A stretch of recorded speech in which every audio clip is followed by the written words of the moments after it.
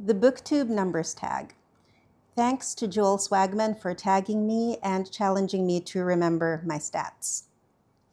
The first question is, what was your first YouTube video, or I guess first BookTube video? It was on my reading plan for this year. I talked about my 3 main reading projects, which are the Rule of 3+1, the Cloud Dancer project, and the Year of the Horse project. Let's go through them backwards because it's easier that way. So for the Year of the Horse project, I read books that feature horses in a significant way, either as characters or drivers of the plot. And for Cloud Dancer, I read books with white covers. So Cloud Dancer is the color of the year according to Pantone. The Cloud Dancer project is bringing the most randomness into my reading, and I'm here for it. And finally, the Rule of 3+1, little syllabus I created for myself where I read 3 canonical writers in a genre or a time period. I add a 4th author for variety, and at the end of it, I see what they all have to say about a certain theme, and I see how the books speak to each other. And my first reviews for each of these were for Journey to the Center of the Earth by Jules Verne for the Rule of 3+1, because I'm starting with speculative fiction. The Unbearable Lightness of Being by Milan Kundera for, obviously, the books with white covers, or the Cloud Dancer project. And Black Beauty by Anna Sewell for the Year of the Horse projects. And all of these have reviews using my version of the 5P system that was created by my friend Book Gabber on Book Talk. I have a playlist with all my 5P reviews. So if you're interested in what I think of all these 3 books, please check it out. And although color has been a big factor in how I choose my books this year, or at least one color, it's still kind of fun, and I didn't expect that there would be a palette for the first 3 books I'd show you. Second question, how many books are you currently reading? The answer is usually 3. My current read, which I've technically finished, but consider current until I move on to the next book, is The Silence of Six by E.C. Myers. Yes, this is another Cloud Dancer reading project selection.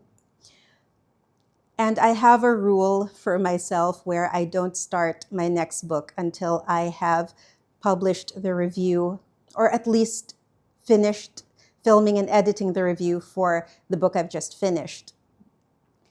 But since it can take days to produce a thoughtful review, I have other books that are not really for reviews, but which I use to fill up the days. And one of those is The Jungle Books by Rudyard Kipling.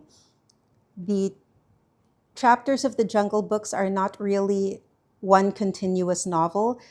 They're like really long short stories with some recurring characters, but not all. And I've been enjoying going through them in between my longer novels. I am also still making my way through The Everlasting Man by G.K. Chesterton. I did not expect to be rereading this year, but I thought of it while reading another book for the speculative fiction Rule of 3+1 challenge, and it has already been featured in one of my video essays, Exploring Old Stars with Clark, Bradbury, and Chesterton. So if you're also interested in video essays, I have a playlist for those as well. And just so I'm not just doing self-promotion here, let me answer the third question, which is, what were the top 3 books you read last year? I wasn't on BookTube yet last year, and I also wasn't systematically rating books and collecting data on my own preferences. So this is going entirely by vibes, as I like to say sometimes. But there were 3 books I read last year which stood out. The first of these is The Sign of the Beaver by Elizabeth George Speare. This was also technically a TBR rescue. This is about a settler boy and a Native American boy who are living in the late 1700s Maine, when Maine was still a district of Massachusetts. And they're not natural friends at the beginning. They seem to be more natural antagonists, but they grow to trust and to respect and even to really like each other. And soon the question becomes, well, why didn't we think they were natural friends? They obviously have similar temperaments. They would get along if it weren't for all the external things that seem to pit them against each other. And as is typical of a lot of vintage Newbery Award winners, there is a coming-of-age theme as well. Another book which really made 2025 for me was Shirley by Charlotte Brontë. I chose to read this after rereading Pride and Prejudice because this was the book Charlotte Brontë was working on when she wrote her famous negative critique of Jane Austen. And I thought, okay, you didn't like what Austen was writing? What was your idea of an ideal book? And this is actually a pretty good rebuttal, I guess, to Pride and Prejudice, even though she did not intend it that way. And reading it helped me see why she had a problem with Pride and Prejudice. Let me put it this way. Did you know that Pride and Prejudice was set during wartime, the Napoleonic Wars, and that people in England were legitimately afraid that they would be invaded by the French, which is why there were militias everywhere. That's why Wickham, got to be around. Another thing that was going on at the time was the Industrial Revolution. And again, we get a little hint of it in the hint that the Bingleys' money comes from trade. They're not old rich like Darcy. They had to make their money possibly through factories. But Pride and Prejudice does not show us how much it affected people to the point that hundreds were starving because laborers and craftsmen were being replaced by machines. And there were violent uprisings as human workers tried to stand up for themselves in the face of change they could not really control. And this is all in here, along with 2 love stories. So what Pride and Prejudice and Shirley have in common is the theme of women's romantic agency and how it's related to women's economic agency. So we know that the Bennet girls were poor, and that was why they had to marry well, but also why it was hard for them to marry well. And here we have another girl or another young woman who is also poor and who, because of that, thinks she may never marry the man she loves, but also a young woman who is very wealthy, and her marriage prospects are a pretty interesting foil to what we've come to expect. So if you are a fan of Jane Austen and the Brontë sisters, I really recommend Shirley if you have not read it yet. A third significant book I read last year was The Secret River by Kate Grenville. This is a historical novel about the settlement of Australia. And I read it right before I visited Australia. And it was so interesting to see how the themes in this novel were not just interesting to Grenville, but also to all Australians. Here she writes about an atrocity that was committed by an ancestor of hers. It's fictionalized because she didn't know enough about that specific ancestor to really write about his life, so it's based on his life. And the atrocity involves the European settlers against the native Australian Aborigines.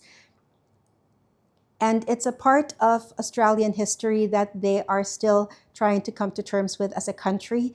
They understand that it was wrong, but they can't really go back and change it, can they?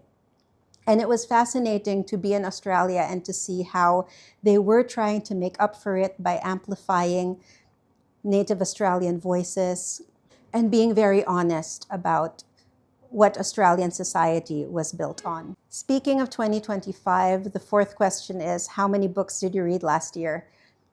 I did not keep a record, but based on what I did write down, 21. At least 21. And I know that's not a lot, but I was coming out of a self-imposed reading slump in English. I was immersing myself in German, so I did not want to read or even reread all these English books behind me. And in fact, last year, when I started to read again in English, it felt like something I should not be doing. And I was kind of right about that, because as I have immersed myself again in English, my German has suffered. I've been thinking of incorporating more German into my reading again, but I'm not quite sure how to do that yet.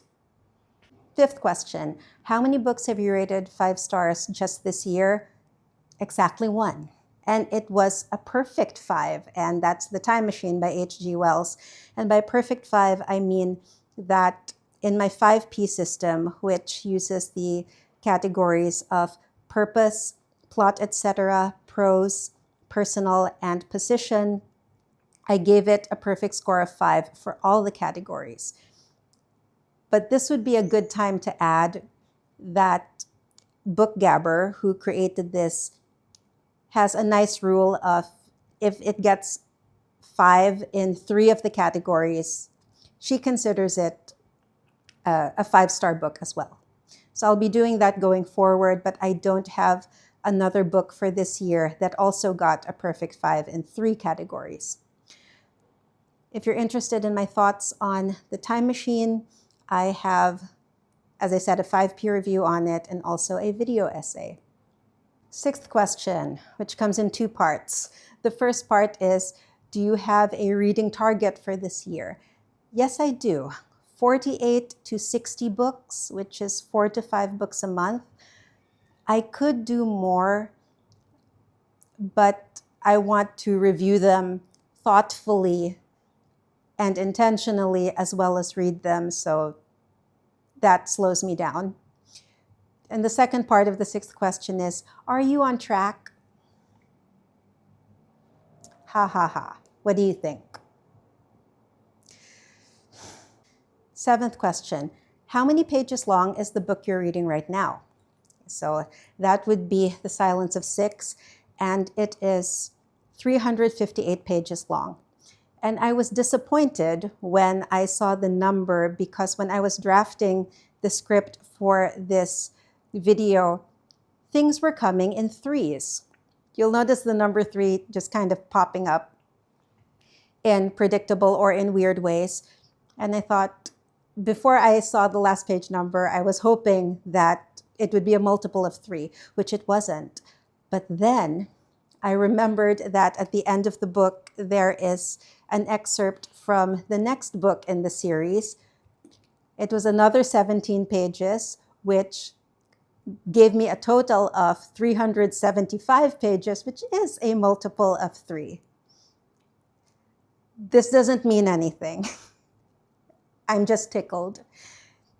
8th question, how long are your videos? Too long. Too long in my opinion. I would say they're anywhere between 10 to 30 minutes long. I try to keep them under 20 minutes. Ideally, for me, they would be under 15 minutes, and I don't know why I want them under 15 minutes. It has nothing to do with 15 being a multiple of 3. I guess it's because I know I'm pretty long-winded. I like giving as much detail as possible. I like tracing as much of my chain of reasoning as I can. And I have been told in the past that I should just get to the point. And it just seems to me that with formats like the 5 peer review, I could generously give myself 3 minutes for each of those 5 categories. And surely 3 minutes is long enough to get to the point. And yet I need more time. I have no idea how long this video is going to turn out to be. If I get it under 15 minutes, I'll be ecstatic. If I get it under 20, I'll still be happy. 9th question, do you have a favorite number? Yes, I do. It is 13. It has nothing to do with 3. 13 is a prime number. I just really like it. 10th question, do you have any books on your shelves with a number in the title or the cover? Well, of course I do. There are a lot of books here with a number in the title, but very few with a number on the cover. We'll sometimes see stylized letters, but very few stylized numbers, which I found interesting. When I finally found 3, I decided to focus on the numbers on the covers rather than the numbers which are titles. So we have Lunch Money by Andrew Clements. What I found curious was that the cover is obviously inspired by a dollar bill or, US currency, but it has more letters than numbers. In fact, you have to zoom in and see that in his comic book that he designed by himself, that's where the numbers are, 1 and 1. We get more luck with the Crying of Lot 49 by Thomas Pynchon. So not only do we have 49 in the title, but the numbers 48, 47, and 46 made it into the cover design. And finally, the book that I still have to do a review for, The Silence of Six. This one's another good one which incorporates numbers, not just in the title, but also in the design. So obviously, The Silence of Six, there's your number in the cover. And if you look closely, you will see that the I of silence and 6 are stylized numeral 1s. Here it's a regular number 1, and here number 1 is turned on its head. The O is also styled to look like 0 if you're working with computers. And if you look even more closely, you'll see that there are 1s and 0s in this graphic, just like binary computer language. So this is a really good cover design for a novel about computers, about hacking, for a cyber thriller, and also for the Cloud Dancer Challenge. Since I was actually tagged for this, I will do some tagging as well. So here are 3 people, yes 3, whom I would like to tag for the BookTube Number Challenge. If you thought this video was fun, I hope you also have fun making your own. And if you have not been tagged but want to do this challenge, of course consider yourself tagged and let me know that you did it so that I can watch your video too.